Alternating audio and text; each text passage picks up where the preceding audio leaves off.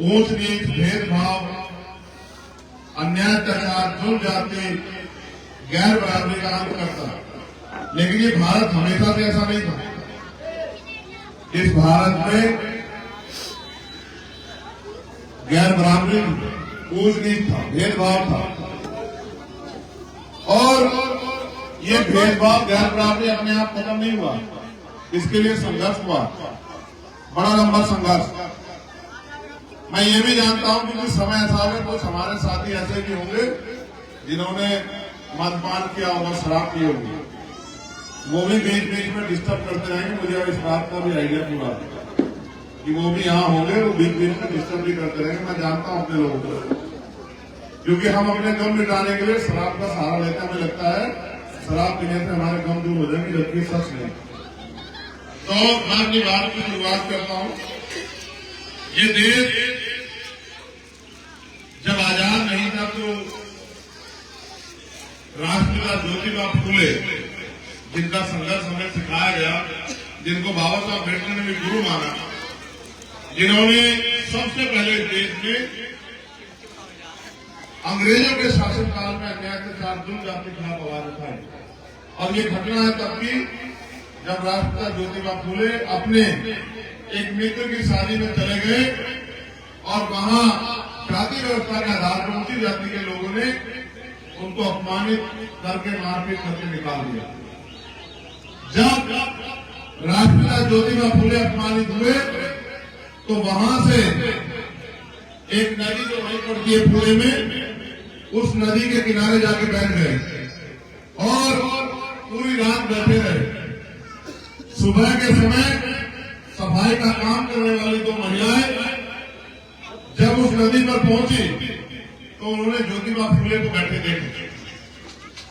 जब ज्योतिबा फूले को बैठे देखा तो उन्होंने पूछा कि आप यहाँ क्या कर रहे हैं। तो उन्होंने अपनी घटना बताई कि मेरे साथ क्या हुआ। जब उन्होंने बताया तो ज्योतिबा फूले साहब ने कहा कि मेरा मरने का मन है कि मैं आत्महत्या कर लूं, मेरा अपमान हुआ। तो महिलाएं हंसने लगी। जब हंसने लगी तो ज्योतिबा फूले ने ये पूछा कि आप क्यों हंस रही हो। तो उन्होंने कहा ये तो हमारे साथ रोज होता है, हम तो कभी नहीं मरते, ना मरते ना मरने के बारे में सोचते। तो इसका मतलब ये है कि राष्ट्रपिता ज्योतिबा फूले को उस दिन पहली बार एहसास हुआ कि ये पढ़े लिखे लोग नहीं, इनको अपमान सम्मान का पता नहीं। तो उन्होंने उस दिन ठान लिया कि मैं अपना आगे का समय गरीबों, शोषितों, दलितों, पिछड़ों, आदिवासियों, महिलाओं को पढ़ाने में लगाऊंगा। पहले उन्होंने अपनी पत्नी को पढ़ाया, फिर उन दोनों ने 18 स्कूल खोल के बच्चों को, गरीबों को पढ़ाने का काम किया। फिर 1902 में छत्रपति साहू जी महाराज ने आरक्षण की व्यवस्था करा के 50% अपने राज्य में पिछड़े दलितों को नौकरी देने का काम किया। और बाबा साहब अम्बेडकर ने राष्ट्रपिता ज्योतिबा फूले को बिना देखे, क्योंकि राष्ट्रपिता ज्योतिबा फूले 1890 में चले गए और बाबा साहब 91 में पैदा हुए, उनको देखा भी नहीं, उनसे मिले भी नहीं, बस उनके संघर्ष, उनकी किताबों के आधार पर उनको गुरु मान के उन्हीं के आंदोलन को आगे बढ़ाया। आप महसूस करो कि बाबा साहब अम्बेडकर ने हमारे लिए क्या नहीं सहा। उनके 33 बच्चे कुर्बान हुए, तब जाके देश में हमें वोट देने का, पढ़ने का, पढ़ाने का, नौकरी करने का, रोजगार करने का, धार्मिक स्थल बनाने का, उसमें जाने का, महिलाओं को पढ़ने का, पढ़ाने का अधिकार मिला, संपत्ति रखने का, सम्मान से लेने का अधिकार मिला। और मैं अब आपको याद दिलाना चाहता हूं कि जब 16 अगस्त को 1947 को हम अंग्रेजों के गुलाम थे, 15 अगस्त 1947 को हम लोग आजाद हुए, लेकिन 16 अगस्त 1947 को बहुत बड़ा परिवर्तन हमारी जिंदगी में नहीं, क्योंकि 14 अगस्त को अगर हमारी जेब में 50 रुपए थे तो आजाद होने के बाद 16 अगस्त को हमारी जेब में 50,000 रुपए नहीं हुए।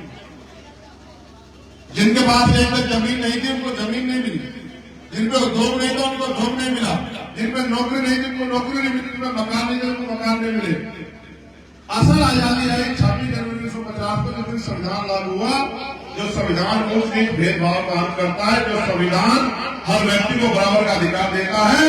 लेकिन जब संविधान बाबा साहब अम्बेडकर ने सौंपा तो उन्होंने कहा कि आज हम विरोधाभास की जिंदगी में कदम रख रहे हैं।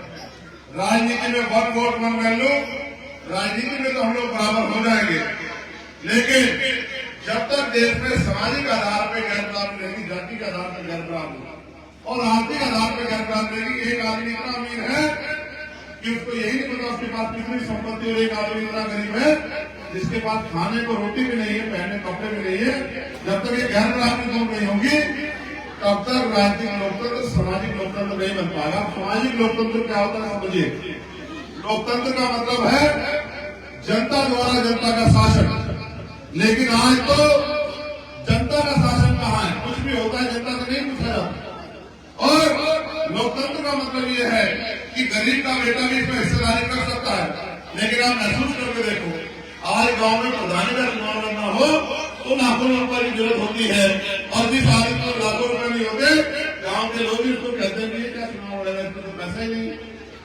जबकि चुनाव पैसे लेने में आया था, पॉलिसी से लड़ा जाता है। आपको वोट देने में पैसा नहीं लगता है।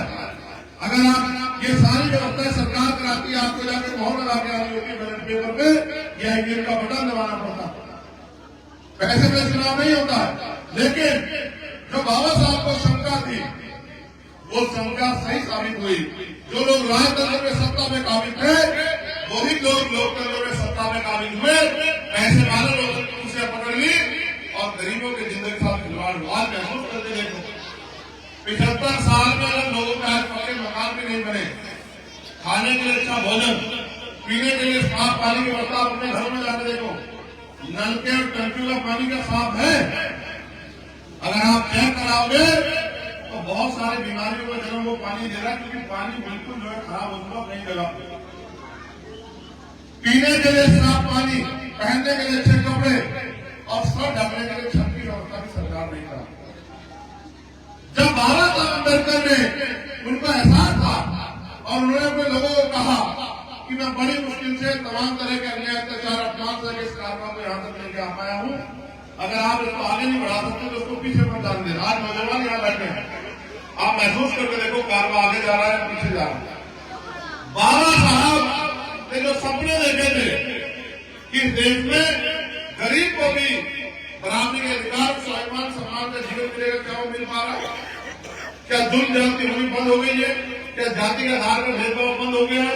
क्या देश जातों से आगे बढ़ के एकजुट हो पाया है? क्या भाईचारा बन पाया? तो आपको लगेगा कि बाबा साहब ने सपनों के विरोध में काम हुआ। बाबा साहब ने अथक प्रयास किया था देश को जोड़ने के लिए, और जो जातियों में बटा समाज था उसको इकट्ठा करके शेड्यूल ट्राइब, बैकवर्ड और माइनॉरिटी में संगठित करने का काम किया। शेड्यूल कास्ट के रूप में हम लगभग 1000 जातियों में बटे हुए थे, उन्होंने पूरी जातियों का प्यार के शेड्यूल कास्ट बनाया। लेकिन हम तो अपने महापुरुषों के विचारों के खिलाफ काम करते हैं, हम कभी करते हो नहीं पाए। आज हालात ये है कि कल क्या कानून बनेगा इसकी भी जानकारी हमें नहीं। मैं आपको बुनियादी बात बताता हूँ। जब बाबा साहब ने वोट का अधिकार दिलाया तो उन्होंने कहा आज मैंने रानी का पेड़ चीर दिया, आज के बाद राजा बैलेट बॉक्स से तैयार होगा, अपनी नोट से तैयार होगा। उनको उम्मीद थी कि हजारों साल जिनको कुर्सी पर नहीं बैठने दिया गया, अब वो वोट के जरिए कुर्सी में बैठेंगे, राजकाज चलाएंगे, पॉलिसी बनाएंगे, अपने लोगों की समस्याओं को दूर करेंगे। ये संविधान है जिसकी वजह से पाल, प्रजापति, कश्यप, सैनी, मौर्य, शाक्य, कुशवा, जाट, गुर्जर, तमाम वाल्मीकि, पासी, धोबी, कोरी, खटीक का बच्चा डॉक्टर, इंजीनियर, IAS, IPS बनता है। आजादी से पहले नहीं बनता था। 100 में से एक कोई लोग रेलवे की सेना में नौकरी करता था, उसके बच्चे को अवसर मिलता था। ये सारे अवसर बाबा साहब अम्बेडकर के संविधान से आए। तो जब बाबा साहब अपने लोगों को वोट के लिए तैयार कर रहे थे, उसमें बड़ा समझदार था। उसने कहा कि बाबा साहब ने लोग तैयार कर दिए, ये इनके पास वोट है, राज ले लेंगे। तो उन्होंने साजिश की कि इनके पास वोट है, हमारे पास नोट है, हम इनकी वोट को नोट से खरीद लेंगे। बाबा साहब समझाते थे, लेकिन समाज की जरूरत पैसा थी। समाज दुश्मन आता था, पैसे देकर वोट खरीद लेता था। बाबा साहब समझाते समझाते 56 में चले गए। ये कहते हुए जो आगरा में उन्होंने भाषण दिया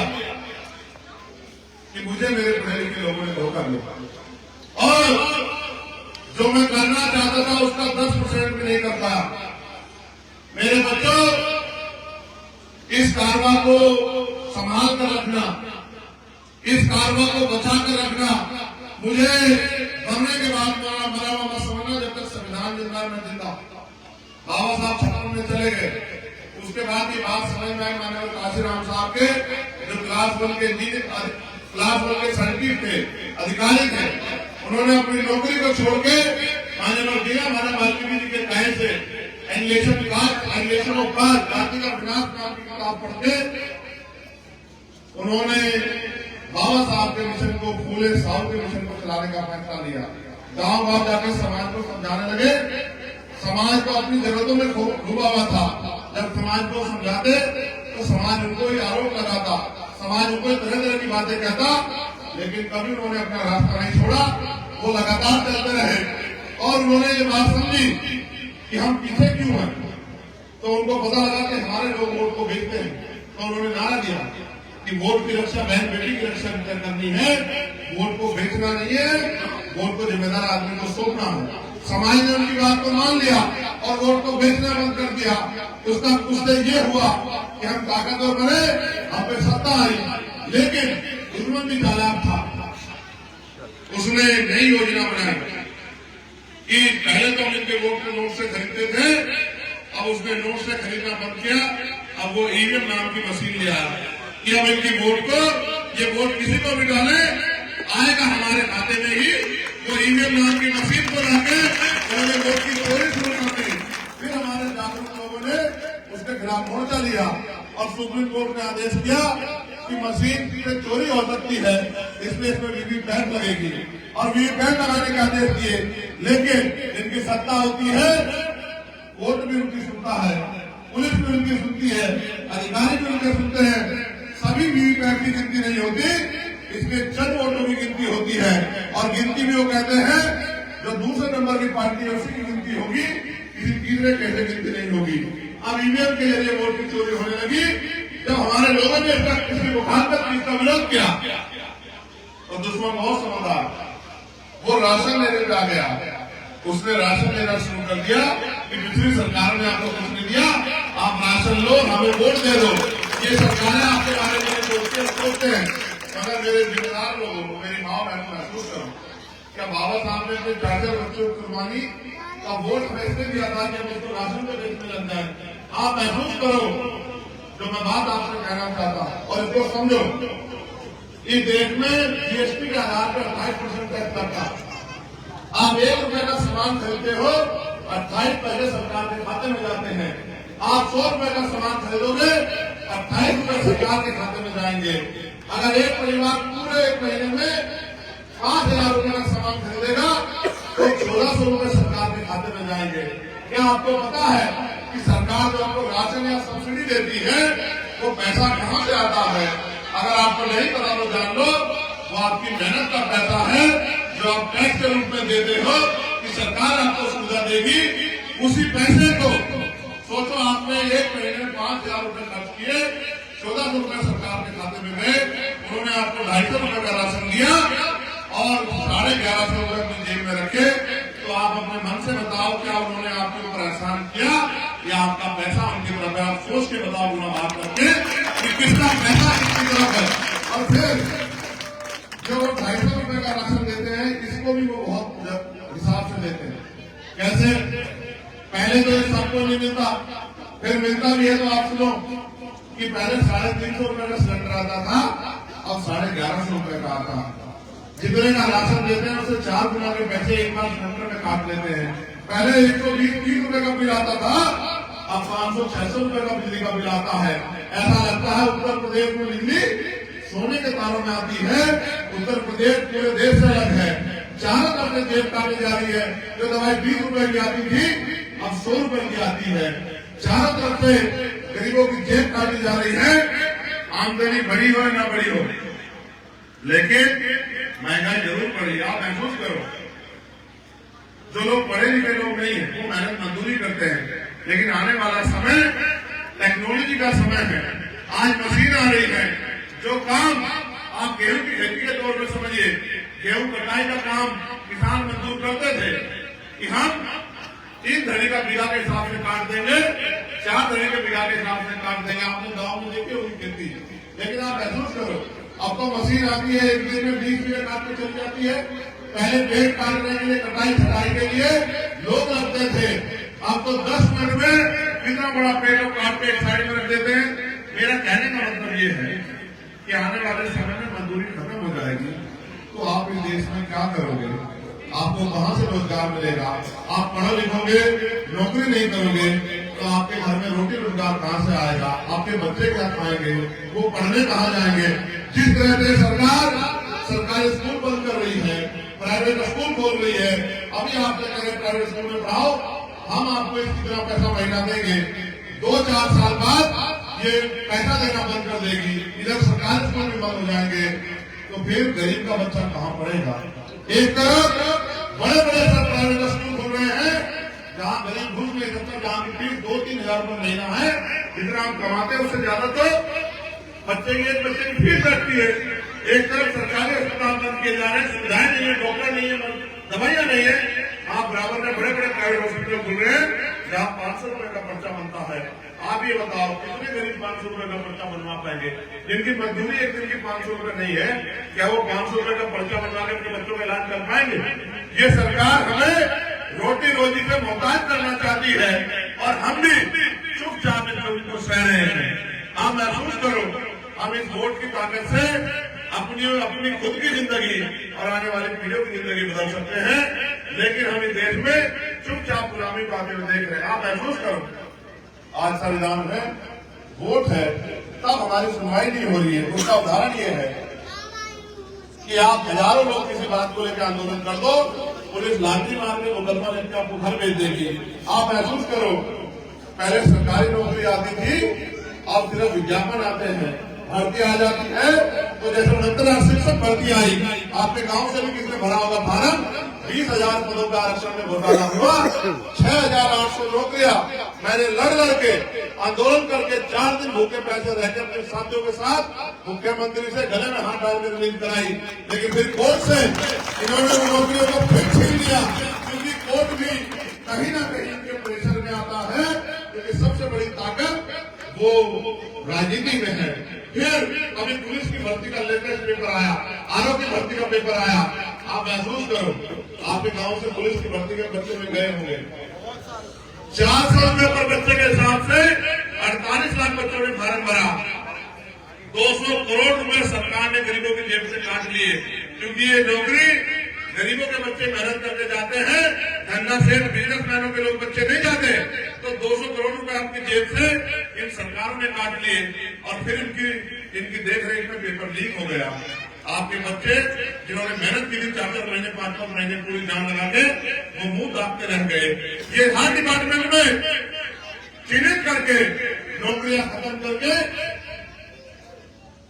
जिसे मर्जी चाहे निकाल देते हैं। आने वाले कल में कोई सरकारी नौकरी रहेगी तो जैसा मैंने कहा कि पाल को, प्रजापति को, कश्यप को, सैन को, विश्वकर्मा को, सैनी को, कुशवाहा को, मौर्य को, साक्य को, राजभर को, निषाद को, जाट को, गुजर को, चमार, वाल्मीकि, पारसी, धोबी, कोरी, खटीक, इनके बच्चों को आज भी इतना भेदभाव है तो इनको कौन कुर्सी में बैठने देगा? ये आरक्षण था जिसकी वजह से हमें अवसर मिल जाते थे, अब वो आरक्षण भी खत्म हो रहा है।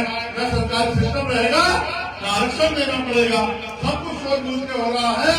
और उनका प्रयास है कि आप रोजी रोटी करो, उनकी गुलामी करो और रोजी रोटी में खुश रहो। 10 लाख करोड़ रुपए से ज्यादा, लगभग 14 लाख करोड़ रुपए पूंजीपतियों का माफ कर दिया। आपका 10,000 रुपए नहीं माफ करेंगे। अगर बिजली का बिल किसानों का होगा या मजदूरों का होगा तो आरसी काट के मुकदमा लिख के जेल भेज देंगे, लेकिन 10-15 लाख करोड़ रुपए पूंजीपतियों का माफ कर दिया। कितने पैसे होते हैं? 0 भी नहीं गिन पाओगे आप लोग। ऐसा नहीं कि पैसे की कमी है, सारा पैसा अमीरों की जेब में जा रहा है। अब 2 तरह की राजनीति हो रही है, एक वो जो पैसों के आधार पर राजनीति कर रही है, जिनका मतलब है जिन्होंने पैसा कमाया है और वो पैसे से पैसा खर्च करके राजनीति करते हैं और राजनीति में कामयाब होकर फिर पैसा कमाते हैं। वो अपने लिए जीते, अपना पैसा पूरा करते हैं, गरीबों का भला नहीं कर सकते। और दूसरी तरफ बाबा साहब अम्बेडकर और माननीय काशीराम साहब के हम जैसे चेले हैं जिन्होंने ये संकल्प लिया है कि हम इस गुलामी की बेड़ियों को काट के रहेंगे और इस संविधान की रक्षा करेंगे, अपने लोग के हक अधिकार दिलाएंगे। आप महसूस करो, गांव में पेंशन मिलती होगी, वृद्धा पेंशन, विकलांग पेंशन, विधवा पेंशन, 3,000 रुपए 6 महीने के, यानी कि 500 रुपए महीना, वो भी सबको नहीं मिलते। आप बताओ, जब नेताओं की बिजली फ्री है, अधिकारियों को बिजली फ्री मिलती है, तो क्या गरीब आदमी को बिजली फ्री नहीं मिल सकती? क्या बताओ? बिजली फ्री के नाम पर गरीबों की बेइज्जती काटी जाती है, बिजली के दाम को बढ़ाए जाते हैं। जैसा मैंने कहा, जब नेताओं को पेंशन मिलती है, अधिकारियों को पेंशन मिलती है, तो 500 रुपए में तो अच्छा जूता भी नहीं आता। महंगाई इतना बढ़ रही है, तो ये माओ को क्या मिलता है? जो 60 साल 12 दिन को पेंशन मिलती है, जो विकलांग है, जो वृद्धा है, जो विधवा है, तो इनको 5,000 रुपया महीना पेंशन क्यों नहीं मिल सकती भाई? ऐसा क्या कानून है कि गरीबों के लिए कुछ बदलाव नहीं हो सकता? फिर आप महसूस करो, पढ़े लिखे नौजवान, उनके माँ बाप ने केक काट काट के पैसा लगा के उनको पढ़ाया और सरकार रोजगार देने में असफल है, तो उनको बेरोजगार भत्ता क्यों नहीं मिलता? क्यों बेरोजगार भत्ता उनको देकर के हाथ मजबूर नहीं किए जाते? क्यों नौजवान इस देश का सफाई करता है? क्यों किसानों को फसल के दाम नहीं मिलते? क्यों मजदूरों को न्यूनतम वेतन, वो भी मजदूर भी 8-10 घंटे काम करता है, उसको 400 रुपए मिलते हैं, वही कर्मचारी को 1,012 रुपए मिलते हैं। ये गैर बराबरी क्यों है? उसको 1,000 रुपए क्यों नहीं मिलते? क्योंकि वो 1 नंबर से नौकरी में रह गया तो वो भूखा मरेगा। ये सरकार की पॉलिसियां। इसलिए मैं आपसे कह रहा हूं, ऐसा नहीं कि रोजगार नहीं मिल सकता। मैं आपको रोजगार के तरीके बताता हूँ। मैं वकील हूँ, पढ़ा लिखा, मेहनत करके, संघर्ष करके पहचान बना। आप ये देखो, हम लाखों करोड़ रुपए का माल चाइना से खरीदते हैं नौजवानों। आप बाजार में जाओ, हर दुकान पे चाइना का माल मिलेगा। हमारे यहाँ दुकानों, चाइना का मोबाइल, चाइना की ट्यूबलाइट, चाइना की बैटरी, चाइना का सामान, सब कुछ आपको चाइना में मिलेगा। ये बांग्लादेश में मिलेगा और किसी कंट्री में मिलेगा। आप ये बताइए, मैन्युफैक्चरिंग भारत में नहीं हो सकती है? अगर ये मैन्युफैक्चरिंग भारत में हो तो कितने लाख लोगों को रोजगार मिल जाएगा? सरकार चाहे, लेकिन नहीं देना चाहती, क्योंकि अगर आपकी जेब में पैसा आएगा तो उनकी गुलामी कौन करेगा? आप महसूस करो, कच्चा उद्योग घरों में लग जाए, सरकार खरीदारी करे, तो यहाँ की बहनों माओं को जो घास काट के, पशु पाल के जेब में पैसा कमाना पड़ता है, मेहनत मजदूरी करनी पड़ती है, 200-250 रुपए मेहनत करनी पड़ती है, इनको भी 10-15 हजार रुपए का रोजगार घर में बैठे मिल सकता है। लेकिन ये निकम्मी पहली सरकार देना नहीं चाहती, क्योंकि गरीबों के घर में रोटी ना आ जाए। आप महसूस करो, जब यहाँ हरिद्वार कितनी दूर आपसे 100 किलोमीटर, आपने रोशनाबाद एक जगह सुनी होगा, इंडस्ट्रियल एरिया लगा, यहाँ के भी बहुत सारे नौजवान वहां नौकरी करते होंगे। आप ये मुझे बताओ, जब इंडस्ट्रियल एरिया वहां लग सकता है तो बिंदौर नगीना में क्यों नहीं लग सकता? आप बताओ, यहाँ लाखों नौजवानों को रोजगार मिल सकता है, नहीं मिल सकता? आप बताओ, इंडस्ट्रियल एरिया लगे। आप महसूस करो, 2 घटनाओं ने मेरा दिल बिल्कुल तोड़ दिया। एक हमारे साथी थे सलीम भाई, पत्रकार थे लखनऊ में। जब मैं उनको हार्ट अटैक आया, जब मैं उनके घर गया, उनका इंतकाल हो गया, तो उनके एक भाई ने मुझे बताया कि चंद्रशेखर भाई, अगर यहाँ कोई अच्छा हॉस्पिटल होता तो सुनील भाई बच जाते, क्योंकि हम उनको इतना धामपुर उठा के लेके गए, जितने में उनकी जान चली गई। मैं आपको जिम्मेदारी में पूछना चाहता हूँ, मेरे भाइयों बहनों, जितने भी जिस भी समाज के लोग यहाँ, क्या बताओ, आजादी के 75 साल बाद भी सरकार को महसूस नहीं हो कि यहाँ एक जैसा बड़ा हॉस्पिटल होना चाहिए? होना चाहिए नहीं होना चाहिए? बताओ आप मुझे। क्या ये गरीब अमीर प्राइवेट हॉस्पिटलों के बाहर खड़े मरते रहेंगे क्या? लेकिन सरकारों को नेताओं क्यों नहीं सुनता? आप ये महसूस करो, जिस व्यक्ति को आप चुन के भेजते हो, ये उसकी जिम्मेदारी है कि वो जाके लोकसभा विधानसभा में सरकारों से सवाल करे कि जिन लोगों ने मुझे चुन के भेजा, उनकी समस्या है, वहां ये परेशानी है, आप इसमें गौर कीजिए, आप इसका बजट बनाइए। हमारे यहाँ एक जगह हॉस्पिटल बनना चाहिए, हमारे यहाँ इंडस्ट्रियल एरिया मिलना लगना चाहिए, हमारे जो पढ़े लिखे नौजवान है उनको लोन मिलना चाहिए, उनको रोजगार मिलना चाहिए, और जो बैकलॉग आपने जमा कर रखा है ये बैकलॉग भरना चाहिए। लेकिन कोई बोलता नहीं तो सरकार कुछ करती नहीं। इसलिए मैं आपसे कहना चाहता हूं, अगर आप इस गरीबी की जिंदगी में खुश हो फिर तो कोई बात नहीं। अगर आप इसको बदलना चाहते हैं, आपने 100 नेताओं को मौका दिया, तो फिर अपने भाई चंद्रशेखर आजाद के हाथों को मजबूत करो कि वो इस लड़ाई को आपको लड़के दिखाए कि लड़ाई कैसे लड़ी जाती है। और अगर आपने ये कर दिया तो मैं जिम्मेदारी से कहता हूं कि फिर आपको किसी का के हाथ नहीं फैलाना। आज जो जुल्म जाति गरीबों पे हो रही है, नौजवानों पे हो रही है, महिलाओं पे हो रही है, आपने देखा 2 घटनाएं आपको बताऊंगा पिछले 3 दिन की, 2 महीने 4 महीने 6 महीने की बताऊंगा। आपका ध्यान क्या होगा, मिलत रामपुर में क्या हुआ आपको पता नहीं पता? बताओ किस तरह से बाबा साहब अम्बेडकर के वोट के नाम पर प्रधानमंत्री जिनकी बात करते हैं, अपनी बीजेपी के लोग हर बात से पहले बाबा साहब की बात करते हैं, अपने बैनर पे फोटो लगाते हैं बाबा साहब का। उसकी सच्चाई क्या है कि बाबा साहब के वोट के नाम पे उन्होंने दलित समाज के लोगों से होली खेली और उन महिलाओं पे लाठियां भांज के हमारी माओ बहनों पे, और फिर सरेआम गोली मार के आपके 17 साल के भाई के खोपड़ा पीट दिया, उसकी जान ले ली। उसकी मां चिल्ला रही थी, उसका भाई चिल्ला रहा था कि हम अपना भाई कहां से लाए। मैं तो उस वीर शहीद सोमेश को नमन करता हूं जिसने बाबा साहब अम्बेडकर के नाम पर अपने प्राणों की शहादत की। हम सोमेश को कभी भूलेंगे नहीं। लेकिन आप बताओ, सोमेश की मां ने क्या उसको इसलिए पैदा किया था कि पुलिस की गोली से उसको शिकार होना पड़ेगा? फिर एक बच्चा जिसके दोनों पैरों में गोली लगी, ये भी इससे भी आगे बढ़ो। बातों में गया था वो लड़ाई लड़ने और उनकी बात को मजबूत करके आप 25 अक्टूबर मुकदमा उस सीओ हिजन को हटा के और तमाम तरह की उनकी मदद है वो करवा के उनसे उन्होंने कहा कि 10 दिन में गिरफ्तारी करके कार्रवाई करो, वरना बड़े से बड़ा आंदोलन किया जाएगा।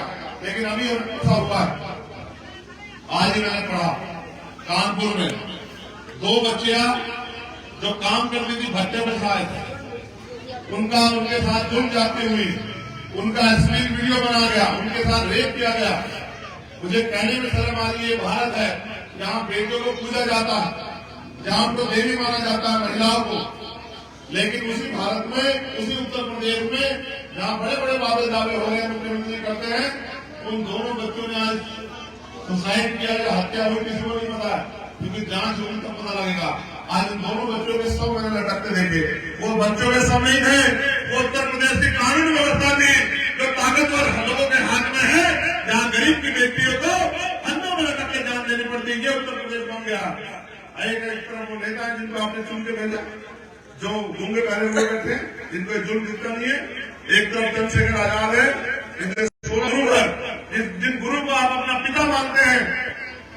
मेरे आज भी याद है सदगुरु समझदार जी महाराज कहता, उन्होंने मुझे आदेश किया, वो मुझसे बहुत प्यार करते हैं। अगर आपने देखा हर सत्संग में मुझे फोन करवा देते थे कि भाई आ जाना, और जब कोई कहता था इनके सर पे हाथ रखो तो कहते मेरा क्या, उससे बड़े लोगों का भी हाथ इनके सर पे है।